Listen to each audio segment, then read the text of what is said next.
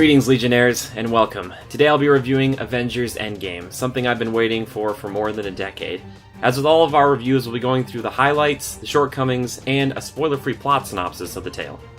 So Avengers Endgame picks up pretty much right where Avengers Infinity War left off. I'm going to do my best not to really talk a lot about the story because there's not much that I can say that won't ruin it unless you're going on complete media blackout. Basically, here's the thing.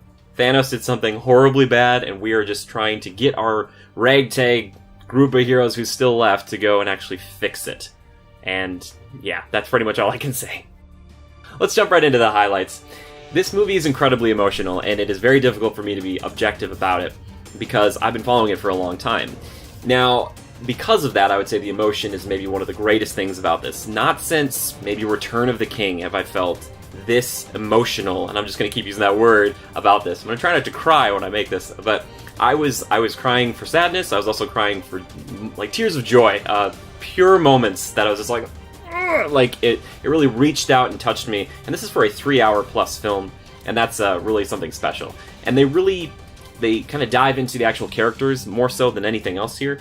You know, in a lot of these movies, it's for the spectacle, but really this is about the bonds and kind of the build-up to this moment. And it helps a lot if you've watched the other films, which I have watched all of them. I'd recommend you probably should do the same, or watch that video I talked about, to prep for it. The acting, superb. There's not a bad actor in the bunch. Maybe one, but it's brief. But the rest of it, incredibly good. They're all just, at the top of their games here. The special effects, there's no penny spared here. Everything looks probably as good as it possibly can be, I think. They do a really good job of making the narrative have multiple timelines and multiple different things that are going on at the same time that are happening parallel to each other, but it's easy to understand, which is a feat in and of itself. I don't know, there's so many things I could go on and on about this, but I don't want to spoil anything. I love all these characters. I love Iron Man, I love Captain America. Those two are the standouts here for sure. It's their story, for the most part, and kind of tying up this amazing epic saga. I don't know how they did it, but they did it. Now, let's just go into the shortcomings. There's just a few. I don't need to get really specific. There's one performance in particular that I wasn't super keen on. I think they're going to flesh out this character in the future, but there's still a little bit of flatness there. Also, I'm not a huge fan of what they did with the Hulk in this one. Kind of took away the thing that made the Hulk interesting in the first place. We'll see. I don't know what they're going to do with him in the future. It was just kind of boring, and I thought that out of the main Avengers cast, that kind of the worst of the bunch, comparatively to somebody like Hawkeye, who has plenty of time to shine and is so good in this movie, and Hulk is just so boring. So, also, I forgot to mention this. Black Widow, your best performance ever. You made me love you. I don't know how you did it. I was like, you're actually good now. I really like you.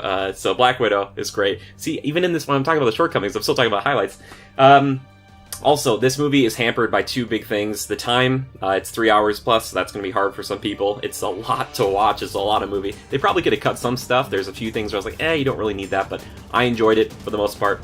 And then also, you do need to have probably watched, if you watched all the movies leading up to this, it really helps, because there's a lot of callbacks and a lot of just, little phrases here and there that will really help you kind of appreciate the film a little bit more so.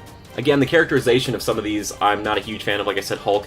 Thor, also a little too wacky for me, kind of riffing off Ragnarok a little bit too much for my liking.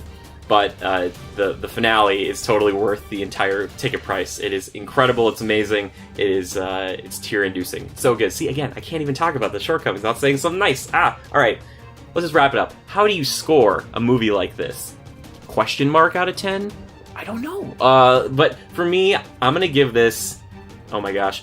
I'm going to give it a 9.5 out of 10. It is just so close to being perfect. There's some stuff that I would take out or change or manipulate a little bit, but obviously these are my preconceived notions and they are subjective to me. This movie made me feel things, though. Not many movies do that, and that is deserving of a high score. The performances, the spectacle on display here is unlike anything we've ever seen before, and this is the biggest film, I think, that has ever come out. I mean this. It's like Return of the Jedi times 20. It's insanity. So if you want to go see this, you've already seen it, let's be honest. But if you're on the fence, this is a cinematic moment, and you should probably at least see Infinity War and then watch this one, because you will never see anything like this for a long, long time to come. So there you go. There's my little kind of spoiler-free talk about it. We're going to talk in-depth, spoiler-filled podcast about this, because I could go on and on and on about all the things I liked and didn't like and get really into it, because we got to talk about each of the characters. So check out the Critical Podcast. It should be linked. You should be able to find it, and then you can see us talk about this movie forever and ever. If you want to support the show, consider going to our Spreadshirt, heading over to our Twitch, or going over to our Patreon and just throw us $1 to keep making videos like this. And thank you to all of our patrons who've been donating for so long, and we're coming up on a couple years now in operation, so thank you guys so much for that. And until next time, just remember to adapt and overcome. Bye-bye.